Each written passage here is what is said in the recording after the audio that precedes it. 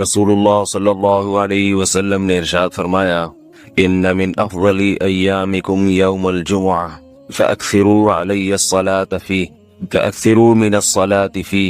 फरमाया तुम्हारे दिनों में सबसे बेहतरीन दिन जुमुआ का दिन है, इसलिए इस दिन मुझ पे कसरत से दुरूद पढ़ा करो। फ़इन्न सलातकुम मअरूज़तुन अलैया, इसलिए कि तुम्हारा दुरूद मुझ तक पहुंचाया जाता है। सहाबी ने पूछा, या रसूलल्लाह कैफ़ तुअरज़ु अलैका सलातुना वक़द अरमता, हमारा दुरूद आप तक कैसे पहुंचाया जाएगा जबकि आप जब दुनिया से जाएंगे, कब्र में जिस्म आपका ख़त्म हो जाएगा, तो हमारा दुरूद आप तक कैसे पहुंचेगा। तो आप सल्लल्लाहु अलैहि वसल्लम ने फरमाया, इन्नल्लाह हर्रम अलल अर्ज़ि अजसादल अंबिया, अल्लाह ताला ने पैगंबरों के जिस्मों पर ज़मीन पर पैगंबरों के जिस्मों को हराम कर दिया। ज़मीन किसी पैगंबर के जिस्म को कभी ख़त्म नहीं करती। तो ये भी उम्मत का इजमाई अकीदा है कि जितने भी अंबिया हैं उनके जिस्म बिल्कुल सलामत रहते हैं।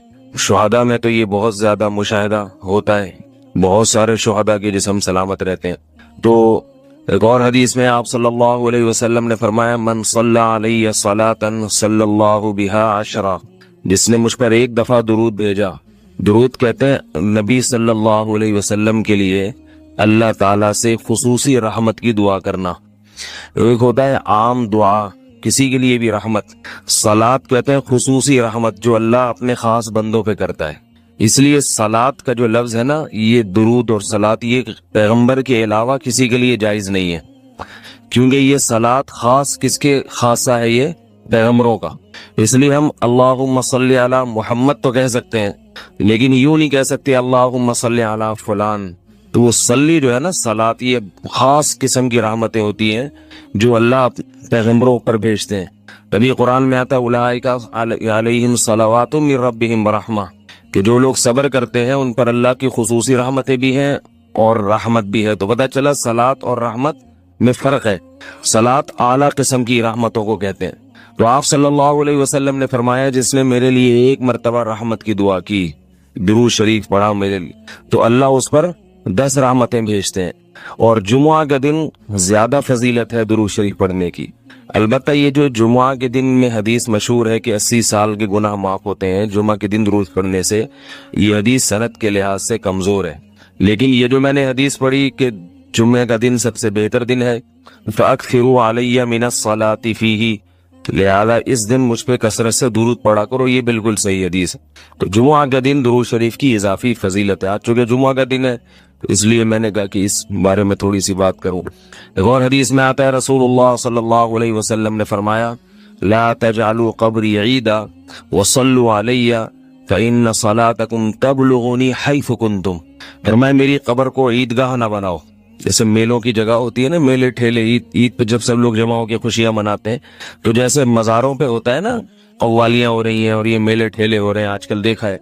तो पहले जमाने में भी जब कोई नेक आदमी दुनिया से जाता था तो लोग उसकी कब्र पे धरने मार के बैठ जाते थे, और वो मुजाविर और ये सब जो हमारे यहाँ होता है। तो आप सल्लल्लाहु अलैहि वसल्लम ने मना किया कि मेरी कब्र के साथ ये कुछ मत करो, अलबत्ता मुझ पे दुरूद पढ़ा करो। और फरमाया कि तुम जहां से भी दुरूद पढ़ोगे ये मुझ तक पहुंचेगा। और हदीस में रसूलुल्लाह सल्लल्लाहु अलैहि वसल्लम ने फरमाया, मा मिन अहदिन युसल्लिमु अलैया इल्ला रद्दल्लाहु अलैया रूही फअरुद्दु अलैहि, कि जब भी कोई मुझ पर सलाम भेजता है अल्लाह मेरी रूह को मेरे जिस्म में लौटाते हैं और मैं उसके सलाम का जवाब देता हूँ। अब ये कैसे होता है, चूंकि ये बरज़खी जिंदगी में है, लिहाजा इसकी कैफियत में और गहराई में जाने की इजाजत नहीं है। जैसे अल्लाह बेहतर समझते हैं ये होता है, इसकी हकीकत का हमें इल्म पूरी तरह नहीं है। क्या औरत शौहर की मर्जी के बगैर बच्चे पैदा कर सकती है? मैं इनकी दूसरी वाइफ हूँ, इनके पहले से 3 बच्चे हैं, मेरे साथ वो बहुत अच्छे हैं लेकिन शादी के वक्त उन्होंने शर्त रखी थी कि बच्चे नहीं पैदा करने। इस वक्त मैं मान गई थी और सोचा था कि बाद में मना लूंगी। अब 2 साल हो गए हैं और मैं औलाद की कमी शिद्दत से महसूस करती हूँ और लोग भी ताने देते हैं। शौहर कहते हैं कि अगर बच्चे पैदा करने हैं तो मुझसे तलाक ले लो। इस बारे में रहनुमाई फरमाएं। देखिए, पहले तो मैं मसला बयान कर देता हूँ। औलाद मियाँ और बीवी दोनों का हक है। ये जो निकाह का सिलसिला इस्लाम ने या फितरत ने रखा है ना, इसका बुनियादी मकसद ही अफजाइश नस्ल है। یعنی فطرت تو چینج نہیں ہو سکتی نا. جانوروں میں بھی جو نر اور مادہ کا ملاپ ہے اس کی بنیادی وجہ فطرت کیا چاہتی ہے؟ نسل بڑھانا چاہتی ہے. تو مرد اور عورت کا بھی جو ملاپ ہے، چاہے وہ ظاہر ہے اس میں دو راستے، ایک انلیگل اور ایک لیگل، تو اسلام لیگل ہی کو فوکس کرتا ہے، نکاح کے راستے کو. تو مرد اور عورت کا یہ جو ملاپ ہے نکاح کے ذریعے، اس کا بنیادی مقصد ہی افزائش نسل ہے. یہی وجہ ہے کہ محدثین نے باب باندھا ہے کہ باب العلت التی نوہی من اجلہ التبتل، کہ اسلام نے بغیر نکاح کے زندگی گزارنے سے جو منع کیا اس کی وجہ، تو اس کی وجہ حدیثوں میں پھر جو آگے آتی ہے وہ یہی ہے کہ بھئی تم بغیر نکاح کی زندگی گزارو گے تو نسل میں کمی ہوگی. اس لیے فرمایا تزوج الودود. عثمان ابن مظعون رضی اللہ تعالیٰ عنہ کی مشہور حدیث ہے، فرماتے ہیں کہ ہم نے نبی سے اجازت چاہی کہ ہم اپنے آپ کو خصی کر لیں، نامرد بنا دیں، کیونکہ ہم نکاح مشکل تھا ہمارے لیے، سفر میں ہوتے تھے، بیوی ساتھ نہیں ہوتی تھی تو زنا کا خطرہ ہوتا تھا. تو آپ نے فرمایا نہ، ایسا مت کرو، تزوجو، نکاح کرو، یعنی کسی بھی طرح کوشش کر کے نکاح کرو. فإنی مباحی بکم الامم، تمہاری نسل بڑھے گی اور میں تمہاری کثرت پہ فخر کروں گا. تو فطرت، اسلام چونکہ دین فطرت ہی کا نام ہے، نیچر ہی کا دوسرا نام ہے، فطرت اللہ التی فطر الناس علیہا، تو اس لیے اسلام نے بھی نکاح کا مقصد افزائش نسل رکھا ہے. تو اس لیے مرد اگر کسی وجہ سے نسل روکنا چاہتا ہے تو وہ بیوی کی پرمیشن کے بغیر یہ کام نہیں کر سکتا. بیوی اگر اگر نسل روکنا چاہتی ہے، کوئی بعض دفعہ وجہ ہوتی ہے، جیسے کوئی خدا نخواستہ بیماری ہے، جسمانی کمزوری ہو، بہت زیادہ ہو گئی، کوئی معقول وجہ اگر ہو، تو اس کی بیس پہ اگر وہ نسل روکنا چاہتی ہے تو شوہر کو اعتماد میں لینا ضروری ہے. ہاں اگر اس کی واقعی صحت کا بڑا مسئلہ بنا ہوا ہے تو پھر شوہر پر لازم ہے کہ اس کو اجازت دے، کیونکہ ظاہر ہے پھر اس کی صحت خراب ہو جائے گی. لیکن اگر نارملی ایسا نہیں ہے، یعنی جیسے کہ اصولی طور پر عورت کی صحت خراب نہیں ہوتی افزائش نسل سے، بلکہ صحت بنتی ہے کیونکہ یہ نیچر ہے اس کی، تو نارمل حالات میں نہ عورت کے لیے یہ جائز ہے کہ وہ شوہر کی پرمیشن کے بغیر نسل روکے، اور نہ شوہر کے لیے جائز ہے کہ وہ بیوی کی پرمیشن کے بغیر نسل روکے. یہ دونوں کا حق ہے. آج ہمارے معاشرے میں نا الٹا معاملہ چل رہا ہے. لوگ مجھے بتاتے ہیں کہ میں اولاد چاہتا ہوں لیکن چونکہ بیوی کی پرمیشن نہیں ہے تو پھر بھی میں اگر اولاد پیدا کروں گا تو مجھے گناہ ملے گا. بعض دفعہ عورتیں کہہ رہی ہوتی ہیں کہ میں چاہتی ہوں کہ اولاد، لیکن چونکہ شوہر کی پرمیشن نہیں ہے اس لیے اگر میرے اولاد ہوئی تو مجھے گناہ ملے گا. میں ان سے کہتا ہوں ایسا نہیں ہے.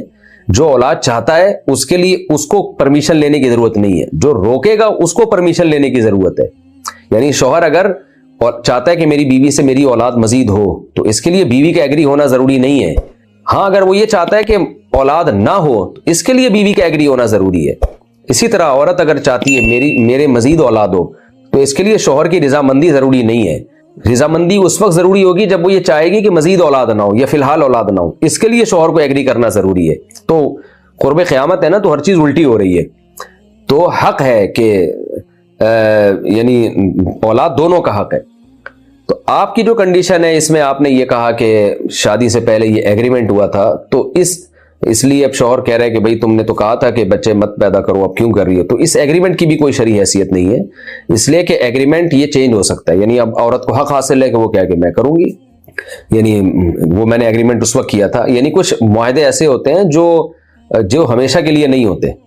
مثال کے طور پر ایک شوہر اگر بیوی سے شادی کرتا ہے، دوسری شادی، اور وہ یہ کہتا ہے کہ میں تمہیں باریاں نہیں دوں گا، اس شرط پہ شادی کر رہا ہوں میں تمہیں باریاں نہیں دوں گا اور باریاں پہلی بیوی کو ہی ملیں گی، تو ٹھیک ہے یہ ایگریمنٹ کر لیا.